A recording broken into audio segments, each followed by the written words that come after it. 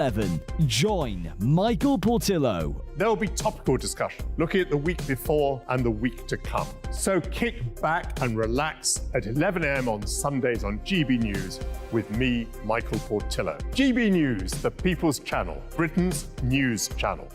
When the news happens, it happens here. And really important breaking news. Breaking news this morning. On TV, radio and online, the news starts here on Britain's Newsroom. All the biggest stories and the answers that you need from across the UK and beyond. Join Britain's Newsroom from 9:30 on GB News. The People's Channel, Britain's news channel.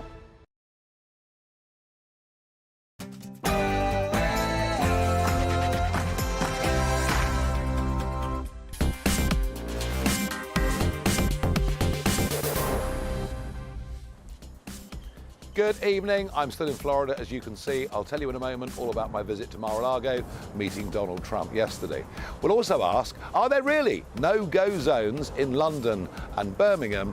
And I'm going to be asking, is the government's new gambling legislation likely to be good?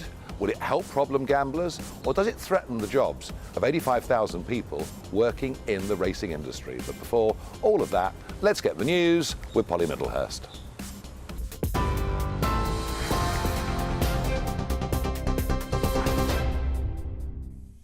Nigel, thank you, and good evening to you. Well, the top story today from the newsroom is that suspended Tory MP Lee Anderson has held private talks with the leader of the Reform UK Party leader, Richard Tice. It's fuelled speculation that the former deputy chair of the Tory party could be about to defect to the rival party. GB News understands they met for in-person talks in Derbyshire on Sunday. The meeting happened a day after Mr Anderson lost the whip for refusing to apologise after saying Islamists had control of the London Mayor, Sadiq Khan. Well, also in the news today, MP Paul Scully has apologised for saying there are no-go zones in Birmingham and in East London. The former minister made reference to areas with large Muslim communities, comments which he says he now regrets. Mr Scully admits he could have chosen his words more carefully. I used that term, and I've spoken a lot about the need to use a sensible language. I clearly didn't use the right language there. And why is that? Because actually it's a distraction from the direct opposite what I was trying to say, which is basically there are areas around every city in the country, frankly, which people are worried about going to, whether it's often based around gangs or a handful of idiots, frankly, that are threatening or intimidating or whatever like that. MPs are warning that protests are putting unsustainable pressure on police resources.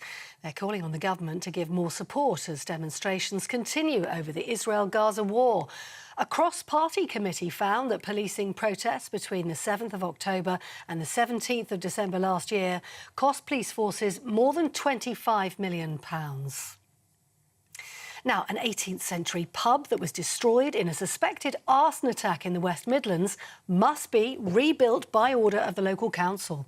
Britain's wonkiest pub, the Crooked House, was quickly demolished just 2 days after the fire last August. An enforcement notice has now been issued against the owners for its unlawful demolition, and South Staffordshire Council is ordering that it be rebuilt in its original state within 3 years. Meanwhile, a police investigation into the fire that burned it down in the first place continues, and anyone with any information is urged to come forward. Now, the Prince of Wales has pulled out of a royal event to honour his late godfather because of what's being described as a personal matter.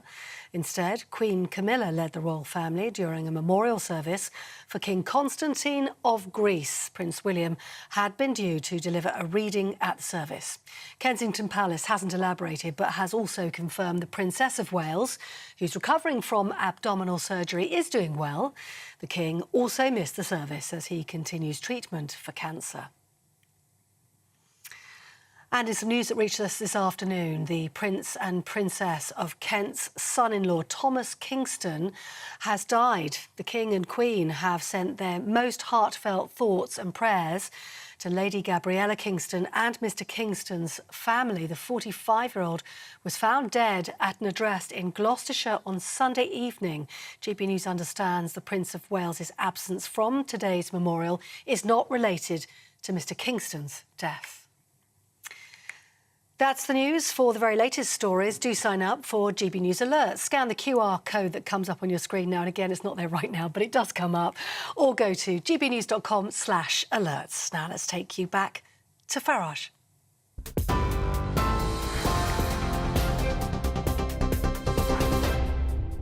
Well, good evening. I'm still here in sunny Florida, as you can probably see.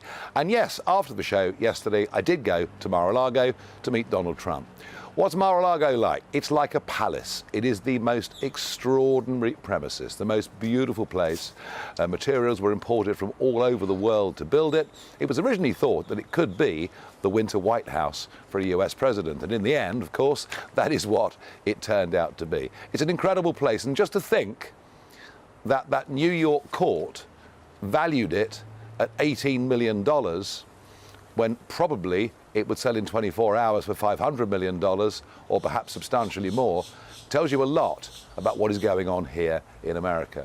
The judicial system is being used against Trump in the most extraordinary way.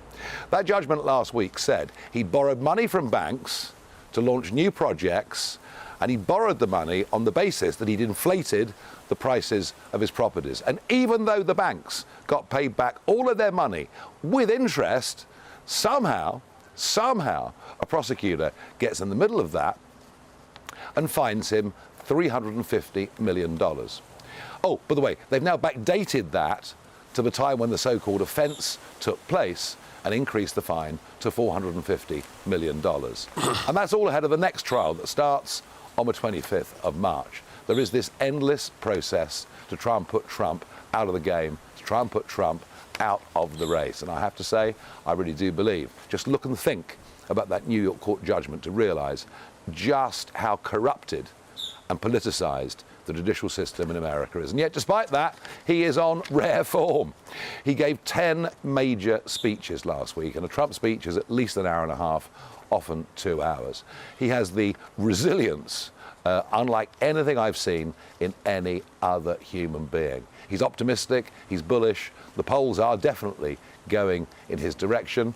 He showed a huge amount of interest in UK politics, and we talked at length about Rishi Sunak, Boris Johnson, obviously we talked about Sir Keir Starmer, and you'll learn more about that over the course of the next few weeks. And I'll tell you what is for certain, he's not a fan of Prince Harry.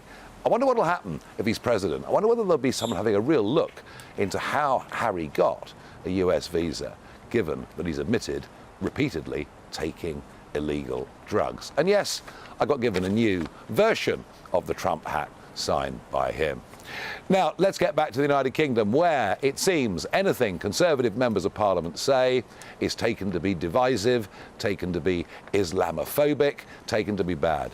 No longer do we talk about the intimidation of members of Parliament. No longer do we talk about some of the appalling scenes we see on the streets of our city. No, we're just focused on what Tory MPs say.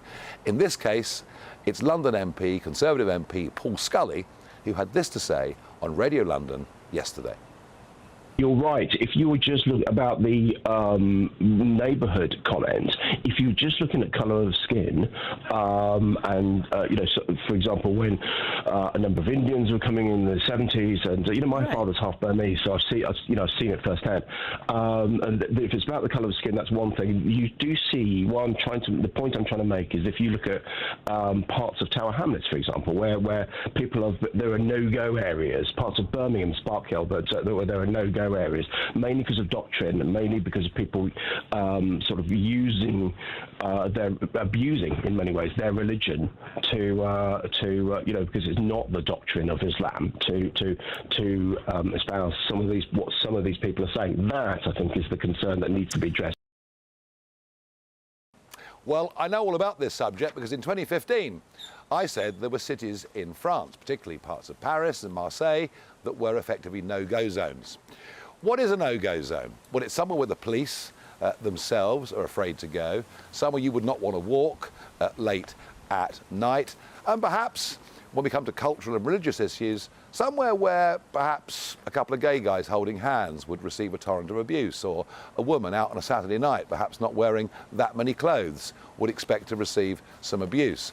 It's difficult to define exactly what a no-go zone is, and crime, gang violence, religion are all contributors. There are multiple reasons why there are very, very bad areas in our cities. In the case of Tower Hamlets, it is worth remembering that it is one of the top 10 crime boroughs in the whole of the country. So I don't think that what Paul Scully said was wholly unreasonable, but of course, the usual outcry. How dare he say such a thing? And unlike Lee Anderson, of whom we'll hear a bit more in just a moment, unlike Lee Anderson, Paul Scully decided to come on GB News Today to clarify his position. Because, you know, I want to have those substantial discussions, and if there are people that are, you know, triggered and upset and offended by it, and there are other people that are agitating politically for political reasons and those kind of things, but the substantial people that are offended by it, let's rally back from that and get on to the substantive debate. What Lee is doing is perpetuating this populist approach, because by calling Sadiq Khan, you know, selling London to his mates, I think there was a clear dog whistle there that actually just there's loads of things I can throw at Sadiq Khan. There's a big shopping list. Having mates that are Islamists and selling London to them or giving London over to them. So there's Paul Scully retracting and now aiming his fire at Lee Anderson. The Conservatives are literally tearing themselves to pieces on this. Well, GB News' Adam Cherry went to Tower Hamlets today, albeit during daytime, to ask people whether they thought there were no-go zones. Yesterday, Conservative MP Paul Scully said there are certain areas of Tower Hamlets that are no-go areas. Do you agree with him? Definitely agree that in certain aspects of London it's a bit, you know what I mean, rough. I wouldn't totally agree with it because that's like it's a bit racist, to be quite honest. Everywhere you have little pockets of rough areas, isn't it? I don't notice any no-go areas around here. I'm quite happy to walk around here. Like the areas, you've got to be careful where you go, I suppose, but that's the same in all areas of London. These things should be said if they're a reality. There are areas of London that are no-go zones. I think he's wrong. How so? I think there's a great community here. I think that you can't judge an area by how much opportunity people are given. And I think that, like, it's like fear-mongering from a politician who doesn't know the area. Depends what you define as a no-go area. Tower Hamlets has been somewhere I've gone every day, so I wouldn't call it a no-go area. They're quite safe. So today, Scully has slightly rowed back on his words. What would you say to him if you could speak to him today? Imagine he's standing right here. I'd like him to come down and, you know, we could go for a curry at Feast and Mishti, see how. Well, as I say, the absolute definition of what is a no-go zone is tricky, it's difficult. But there are certainly places I would not want to go, certainly after dark, and I wonder whether that's how you feel too. Give me your thoughts on no-go zones. Do they really exist in our country? Farage at gbnews.com. Well, I'm joined now by Mark Bracewell, former gang member and managing director of the children's mentoring company Blinded Faith, and I'm also joined by Heather Binning, founder of the Women's Rights Network. Mark Bracewell, you were part of a gang, you were involved in drugs and violence from a very, very early age. From your experience and what you've been through, and I know you've lost the sight of one eye as a result of a knife attack, do you think that the drugs gangs, the battles we see between them, have they made parts of our cities no-go zones? I wouldn't go as far as to say there's no-go zones, because like you said, there's people that do go into them areas. Obviously, people that are not from them sort of areas tend to have a lot more fear. They feel a lot more fear about going into them areas. But there are areas within our country that are not as safe as others. And yes, people like, obviously, who are in gangs and gang violence and things like that do make it a lot not as safe as other areas. I mean, Mark, you've turned your life around, and congratulations to you. Yeah. You know, you've done that. That's a big achievement.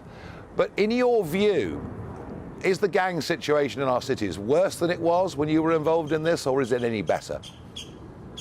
I think there's a lot more youngsters getting involved in it, and yes, it's now the youngsters that are involved in it are scared for themselves, and that's why you have got a rise in knife crime and things like that. And obviously they're carrying knives to protect themselves, and that is what's obviously attributing to the violent crimes within these areas.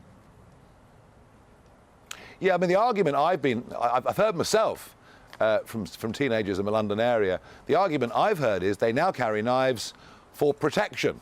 because they're worried that the bad guys have got knives, and this just spirals and spirals and spirals.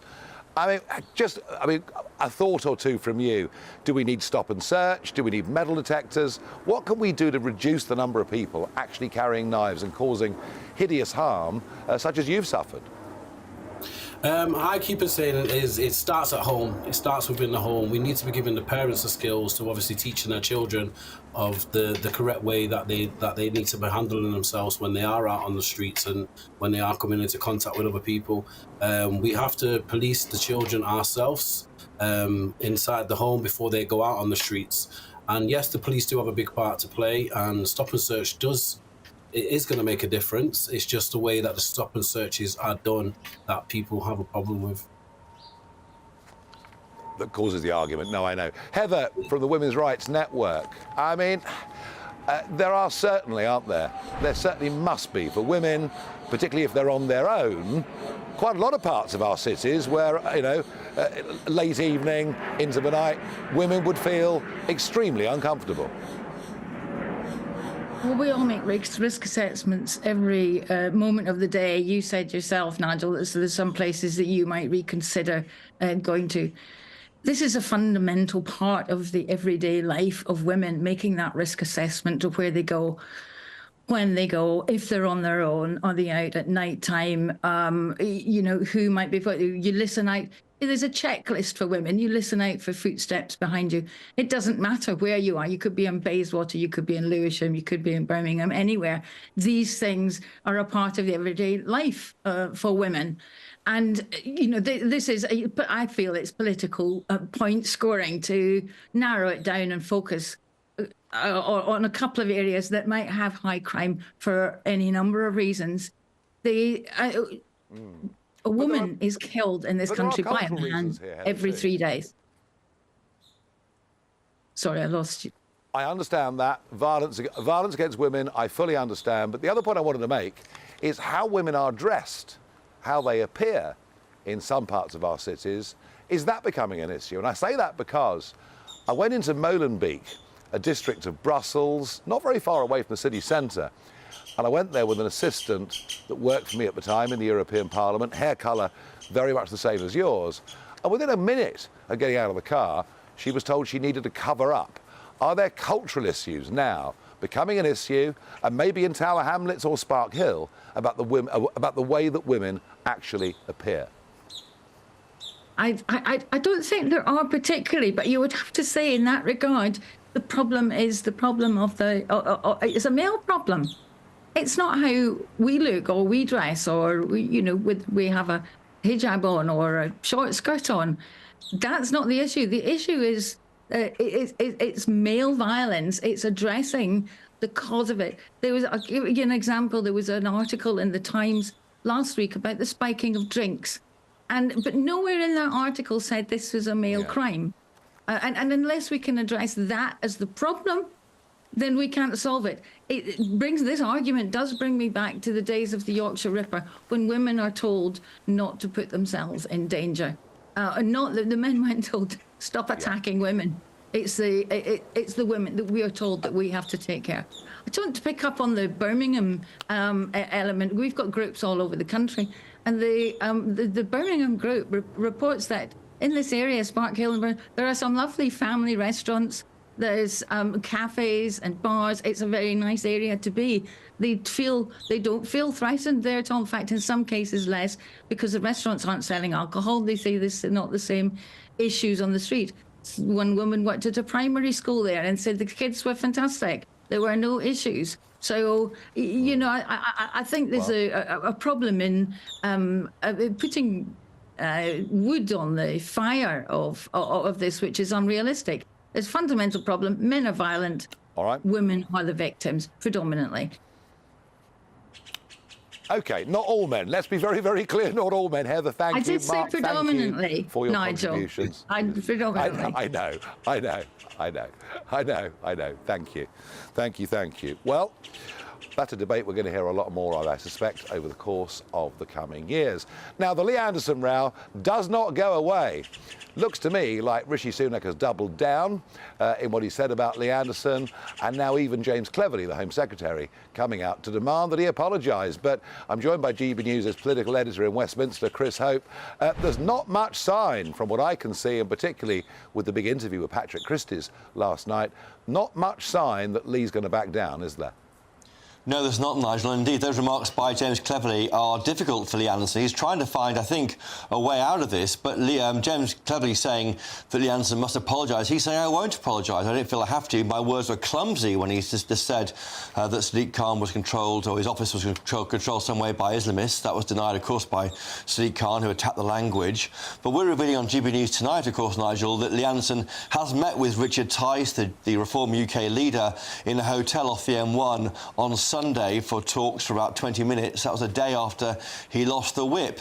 So it may be that Lee Anderson finally is going to come across to Reform UK imminently. What have you heard, Nigel?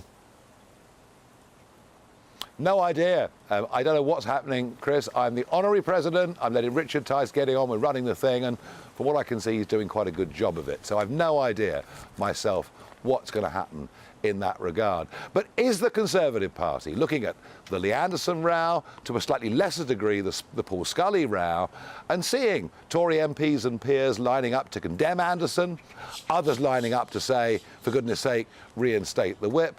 They do appear as a party to be literally tearing themselves to pieces over this. But that's right. I think the interview that I was able to carry out with Patrick Christys last night with Lee Anderson, he was very clear. I mean, he got lots of support from other Tory MPs, from members sending him messages saying that they understood what he meant, even though he used them in quite clumsy language.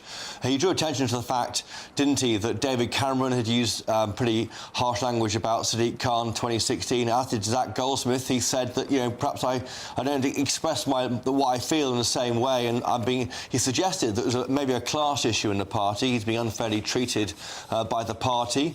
But he does feel, I think, and if he went across to Reform UK, and that could happen, another Tory MP told me today that was a 50-50 chance of it happening, that would be a real moment, I think, for the Tories, because he is the poster boy, the pin-up boy for the Red Wall for the Tory party. If he went across, others may follow him. It may signal, I think, the breaking with that relationship between Red Wall, as it was in 19 and now.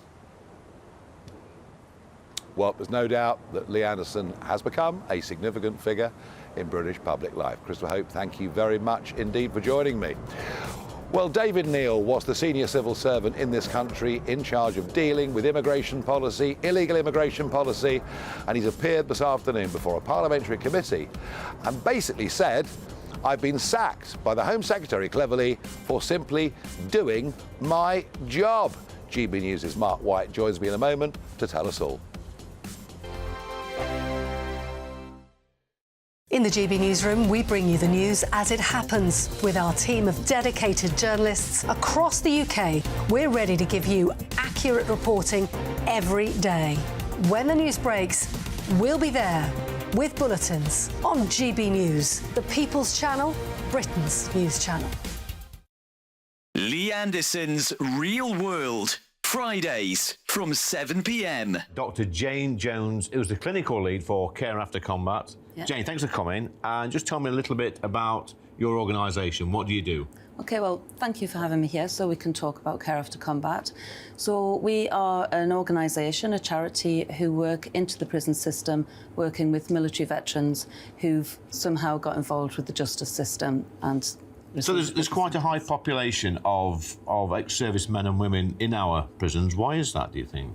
So 2014, the government did a review of who was resident in UK prisons, and what they found were that military veterans are the highest occupational group, and this obviously raises some concerns. Yeah. So the government wanted to do something about that, and so they supported Care After Combat initially just as a scoping exercise, really, to see if there was any way we could help these men and women actually, understand the problems that led to offending behaviour and go on to lead successful lives. So what sort of offending behaviour are we talking typically for people that's in prison that's actually served in our armed forces?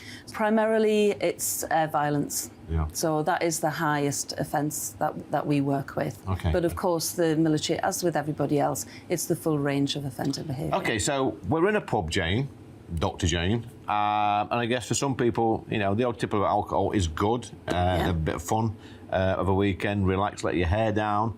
But for some people, alcohol is not always their best friend, and I guess that plays a part in some of your veterans that end up inside.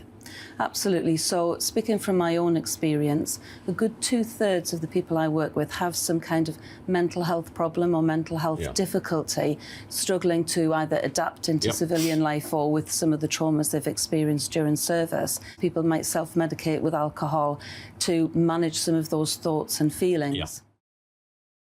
Your weekend starts here with Friday Night Live with me, Mark Dolan, 8 till 9 on GB News. Big stories, big guests and big laughs as we get you ready for a cracking weekend. That's Friday Night Live with Mark Dolan, Fridays 8 till 9 on GB News. Bring your own drinks, the admission's free. Have a great Saturday night with me, Leo Curse, on the Saturday Night Showdown. It's a crazy world out there, so come and make fun of it with me, my panel of comedians, and a couple of people who actually know what they're talking about. This Saturday Night Showdown is your front row ticket to the clown show every Saturday, only on GB News, the People's Channel, Britain's news channel.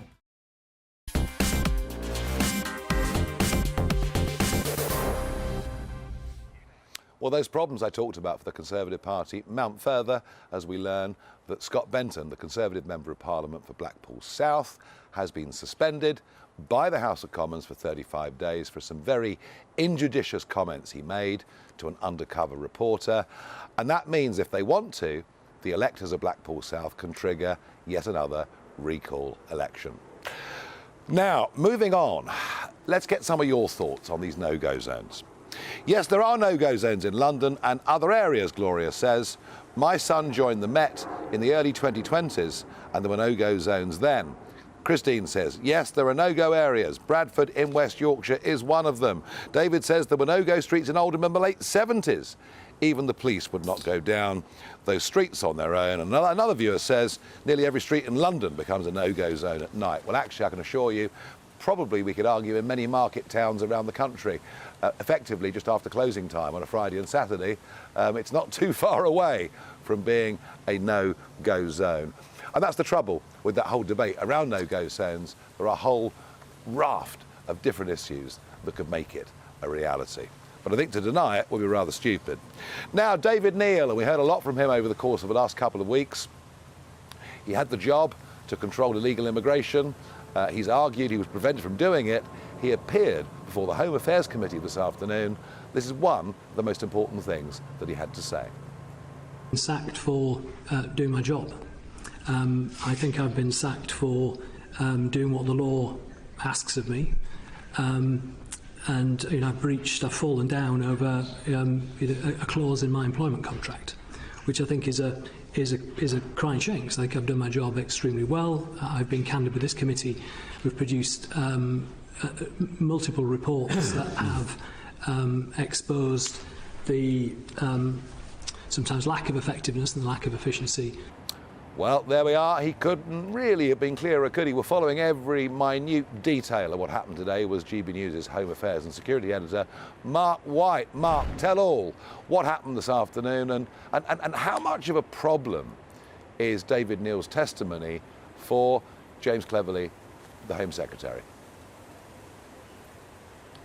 Well, it's certainly awkward and embarrassing, I think, for the Home Secretary and indeed senior officials at the Home Office. David Neil saying that there is serious deficiencies in the management at the Home Office at the most senior levels. He said that the reason he had gone to the press was out of frustration at the fact that he had some 15 reports that he had sent over to the Home Office since April of last year that he was still awaiting the publication of. And in growing frustration, he spoke to the press, spoke to the Mail, gave them a story, of course, about these flights going into a number of airports in the country, including City Airport in London, where there wasn't adequate checks that were taking place by Border Force on some of these flights from small private jets that were described as high risk. Now, he said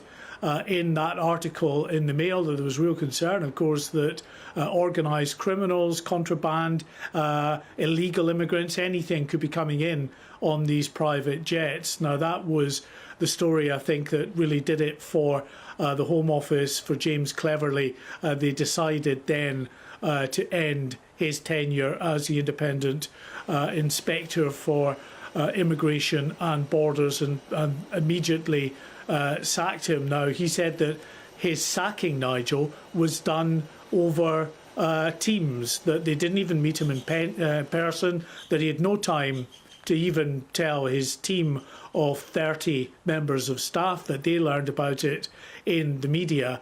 And he says as well that he has seen evidence that the Home Office had wanted actually him to have another 3 years in office. He was due to end his tenure as the Chief Inspector of Borders and Immigration in March. The Home Office had wanted, he says, to extend that for another 3 years, but he said that was blocked by Downing Street. So he's a very angry man. He's demanding that these 15 other reports are published as soon as possible, as are Labour and other opposition parties. The Home Office have said tonight they are committed to publishing these reports. They will do that in a timely manner, and they've also begun the process to get a replacement for David Neil. But the difficulty with that is it's going to take months to get a new replacement for David Neil. There are several reports that he was in the middle of trying to finish that will not now be sent to the Home Office. Reports that in all likelihood may well have been critical of the way in which some of the borders and immigration services were being run. Yeah, Mark, and what interests me is I'd have thought in some ways a government that wanted to be tough on illegal immigration would embrace much of what Neil had said. And yet, do I detect from James Cleverly a completely different tone when he's now saying he wants developing Western countries to get together and collectively solve the problem of mass migration, as opposed to what we heard before, which was stop the boats and send them back? Yes, indeed. He's asking for that international collaboration. This was a speech he was giving in New York this afternoon, where he said that the immigration crisis, a global problem, should be treated in the same way as climate change is treated by international countries right around the globe, to try to get together to do all that they can, not just to clearly stop illegal immigration, but to look at ways of ending mass migration by creating more opportunities back home in the countries that these people come from. So yeah, you're right in a way.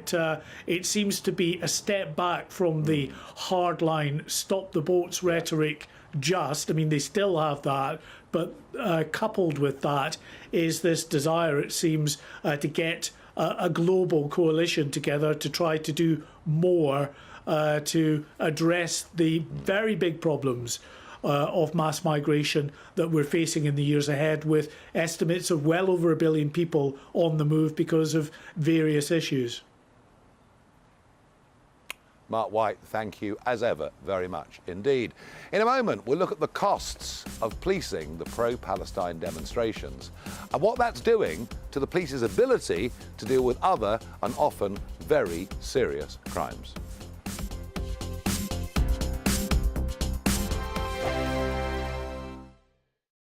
I'm Christopher Hope. And I'm Gloria DiPiero, bringing you PMQ's Live here on GB News. Every Wednesday, we'll bring you live coverage of Prime Minister's questions when Rishi Sunak and Sir Keir Starmer go head-to-head in the House of Commons. We'll be asking our viewers and listeners to submit the questions that they would like to put to the Prime Minister, and we'll put that to our panel of top politicians in our Westminster studio. That's PMQ's Live here on GB News, Britain's election channel. GB News Breakfast. every day from 6 a.m. Look, you're a respected royal biographer, and there are so many people who are on the sort of royal gravy train, if you will, people who are making a career out of gossip and speculation. But yours very much built on confidence and sources and facts. And you don't offer an opinion that often inside your book. But when you do, I suppose, therefore, it carries a bit more weight.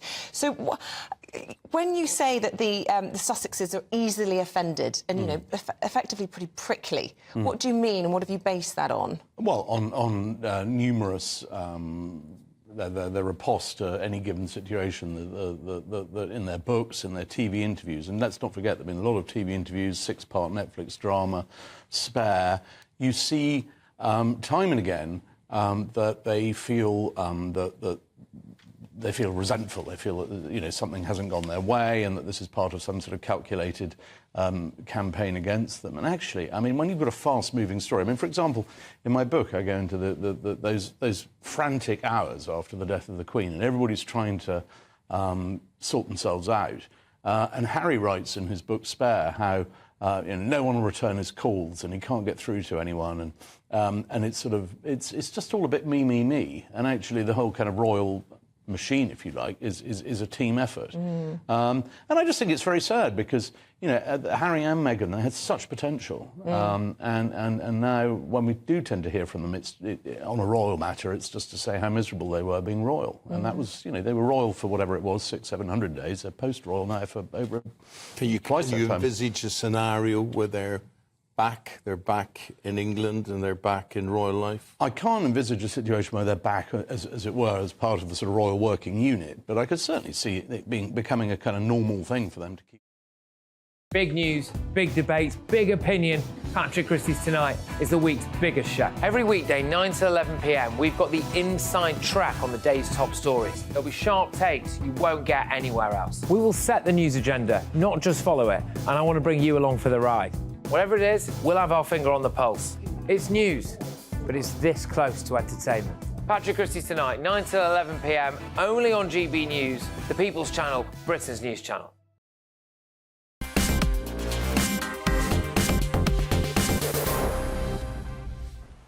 Well, the right to protest is something that we do treasure in a democratic society, but if it's the same protest week after week after week, you begin to ask about what the cost of that is. Now, we're told that the Met has incurred costs of about 25 million quid in going to one after another pro-Palestinian demonstrations, and Home Office report makes it clear that the amount of days that have been lost to policing these events mean that this police force and others around the country are less able to deal with serious crime.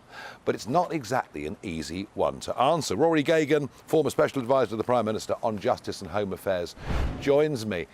This is, Rory, not a straightforward issue, is it? To balance the right to protest against what the police force need to be doing for everyday policing of our society. Yeah, that's right. I mean, there are, I think, some important questions, perhaps, that have arisen out of the recent months. So I think, firstly, there's probably pretty much a fairly widespread dissatisfaction with the nature of the police response to the protests, particularly the crime and disorder that we've seen. Yeah. There's also the fact that by not actually getting a proper grip of that early on, we've allowed these marches to continue, that the numbers involved are huge. And obviously this comes at a point where we've just about got back to something resembling the level of police officer numbers as was present in 2010. So there's that element. Then there's also the fact that actually our police officers, the public order officers that we rely upon in these sort of situations, they obviously aren't just sat around, you know, when there isn't a protest, they're not just sat around doing nothing.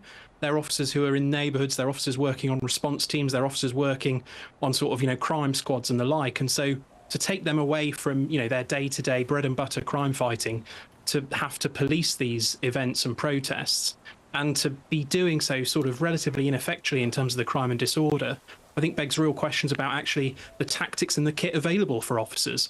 You know, you only need to look at whether it's France or the US or Canada to see actually quite different tactics and a much more robust response to sort of crime and disorder within these protests. Well, sticking with the London theme, you know, Sir Mark Rowley, of course, is, you know, the boss of the Met, but the ultimate person in charge of policing in London is, of course, the mayor, Sadiq Khan. And I think that's a fact that often gets forgotten by people.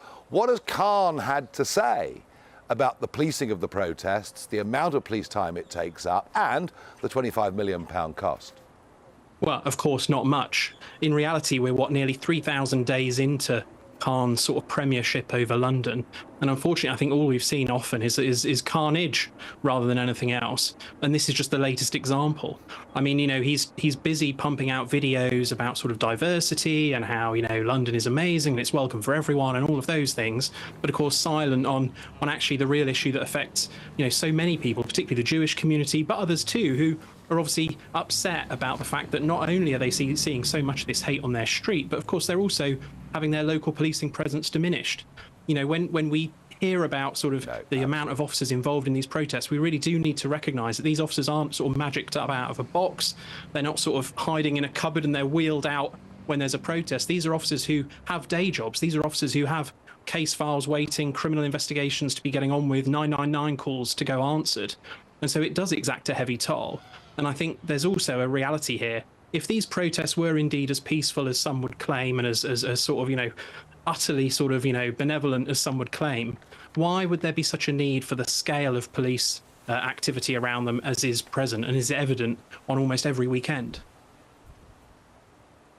Rory, thank you very much indeed for joining us. And we will, this programme on GB News, we're going to write to Mayor Khan and put some of these questions directly to his office. Rory, thank you very much indeed. Now, on that question of cost and policing the demonstrations, GB News' Christina Curtis earlier on today asked the Palestinian ambassador, Hussam Zonlot, about the issue. I think many of those who are using the financial argument, in my opinion, are using it because they have not found sufficient pretexts to stop the demonstrations. And now they are pulling that card, that rabbit. Few million pounds to make sure that the entire people of the UK are heard might not be the big issue here. The big issue is to make sure that people are heard and people continue to have the space to demonstrate peacefully within the rule of law that is granted to them in the UK. Well, there's the answer, I guess, that you would have expected. In a moment, the government is proposing a new gambling act. Will this be a good thing to tackle the problem, the very real problem, of gamblers who wreck their lives? Or is this something that is massively over the top, will drive gambling underground and threaten potentially in the racing industry and gambling industry tens of thousands of jobs?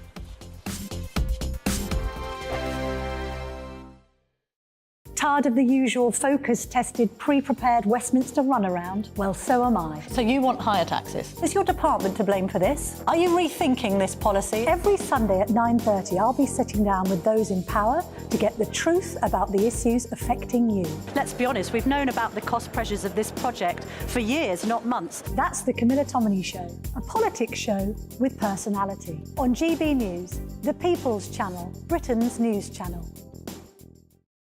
Patrick Christie's Tonight. Weekdays from 9 p.m. So a new poll has revealed that Gen Z or Gen Z, I don't know how I'm supposed to say it, and British boys and men are more likely to believe that feminism has done more harm than good when compared with older respondents. So the polling also found that a quarter of UK males aged 16 to 29 believe it's harder to be a man than a woman, with 1 in 5 looking favourably upon controversial influencer Andrew Tate. 37% of them also agree that the phrase toxic masculinity is unhelpful. So, with Gen Z boys increasingly holding this view, has feminism done more harm than good? Let me know your thoughts. Email me, gbviews@gbnews.com, tweet me @gbnews, and make sure you take part in our poll. But I'll bring you those results shortly. Going head-to-head on this tonight, our author and commentator Anna May Mangan and YouTuber and social media influencer Pearl Davies. Both of you, thank you very much. Pearl, I'll start with you. Has feminism done more harm than good, especially when it comes to these Gen Z boys? Yes, it has. Feminism really has turned into a bunch of crybaby women that want to complain that we're not given equal opportunity when really women are given more opportunity than men. And so, yeah, I would say feminism is a hate group and it's a bunch of crybaby women. Anna, would you like to come back to that? Crybaby women feminism, apparently. So we've got a right lad with us tonight with Pearl and her opinions, haven't we? How could it possibly do harm? Pearl wouldn't do. I hope you vote. I assume you do. I hope you're not chained to the kitchen sink at home. I'm not sure if you've got a job, so I don't know very much about you, but if there's a bloke doing the same thing as you, you're probably earning less than him. So, of course, feminism is something that it got us the vote in the first place, and it's still doing a power of good. It's just whingy men, and actually, I changed that. They're lads, they're not men. 2024, a battleground year. The year the nation decides. As the parties gear up their campaigns for the next general election. Who will be left standing when the British people make one of the biggest decisions of their lives? Who will rise? And who will fall? Let's find out together. For every moment, the highs, the lows, the twists and turns. We'll be with you for every step of this journey. In 2024, GB News is Britain's election channel.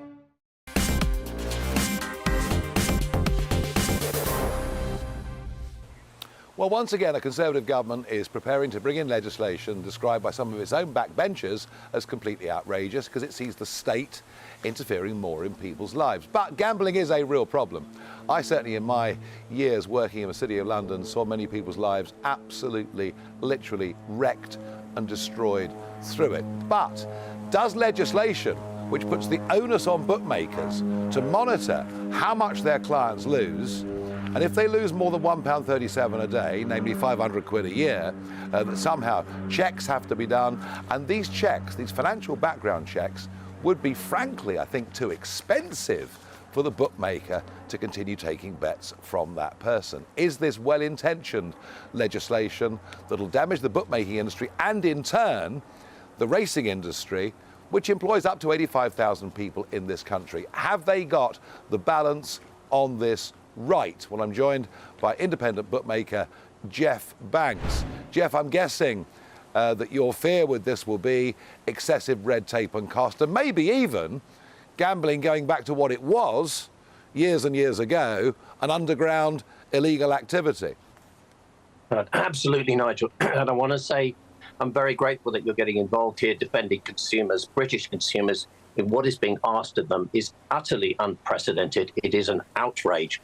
It's perhaps not understood that we have a bit of a schism going on here in the gambling industry, with on one side we have the Gambling Commission, which desire these affordability checks, that desire that people share their sensitive financial data with gambling companies in order to have a bet. And they are allied with major gambling companies such as Flutter, Entain and Bet365, who are drunk on the data being presented to them by their customers. They're already demanding, in advance of the white paper, they're already demanding these checks take place, quite illegally, in my opinion. And they are demanding this data in order to profile their customers and profit from their customers as never before. And this, quite frankly, is an outrage, Right. and it is being driven by people who do not understand the nature of the problem. Interesting. Those points you made are interesting because that is that classic split, that classic split that goes on often between the big corporate companies and the small independents. And in response to what you've said, you know, we will ask Bet365 and others to give us an answer. But from your perspective, you've got people, you know, that want to put bets on through you, maybe a series of bets throughout the course of the year. This presumably would be very costly for you as well. Well, it is extremely costly. Of course, I mean, about 25% of our staff right now work in compliance. We have to be very active in terms of compliance. So, yes, it is very expensive. But more importantly than that, Nigel, that the punters themselves, our customers, don't desire these checks. They don't want them to go on. They don't want to share their data with gambling companies. If there's a major gambling company that we've all heard of, high street gambling operation, that has its customer service center based in the Philippines. So British consumers are sharing their sensitive data with agents working in the Philippines, and that data can be shared worldwide by that company under their privacy agreement. So the consumer, the punter, has no protection, Nigel, from these checks. And nobody, but nobody, is telling us what impact affordability checks will have on the real problem, which is problem gambling. Nobody is explaining to us why they will be in any way successful. It appears to be something that has just been dreamed up initially from the anti-gambling lobby, leapt upon as an opportunity to make larger profits by the major gambling companies, and the Gambling Commission itself, of course, glorifying themselves in this new opportunity to impose state-controlled regulation on British consumers. It is an outrage, and the punters are set dead against what is happening to them, Nigel, and nobody's speaking for them. Right. Well, Jeff, I think you've made some very, very powerful arguments. As I said at the start of this, I've seen problem gambling. I've seen lives ruined. I'm not convinced this will do anything to stop it. Thank you for joining me on the programme. Now, to get a view on this, maybe a different view, we're joined by Peter and Steph Shilton, who, of course, have been campaigning about gambling and in particular, problem gambling. And welcome, both of you, back on the programme. I mean, Jeff made some arguments there. He made some arguments there about data and the way in which it could be used, and I generally, am suspicious of big government legislation. I fear my worry with this. I put this point to the two of you, is if you put all these checks in place, and you ask people that want to have a punt on a horse or whatever it may be for a whole stack of their personal financial data, that you might just drive gambling back to the bad old days of the underground. Well, we've always supported the white paper, affordability checks, and obviously other things with the advertising, the amount of advertising that goes on. And yeah, I mean, people's lives are getting ruined, by their losses, fraud, committing fraud, that type of thing, going to prison, families getting ruined. So something's got to be done, and the ways that it's going to be done needs to be looked at, obviously, very closely. I think this in particular, Nigel, is I think the threshold. The problem is it's the threshold, isn't it?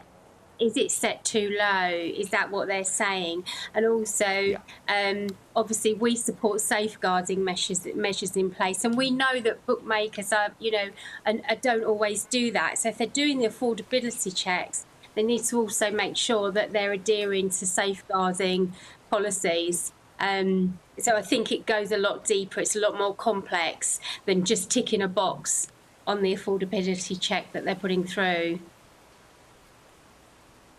No, but I mean, the truth of it is that, background checks, financial information checks, these are expensive, time-consuming things for companies to do. I'm with you all the way on problem gambling. Like you, I've seen people's lives absolutely ruined and destroyed by it. I'm with you all the way on that.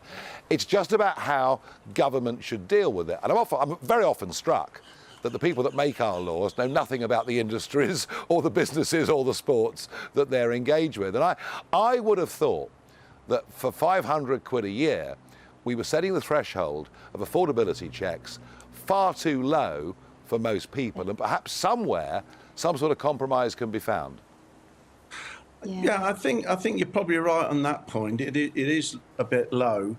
I mean, obviously, it's not going to be easy to get a system which looks at this problem, but certainly something needs to be done, because the gambling companies' profits are going up and up and up.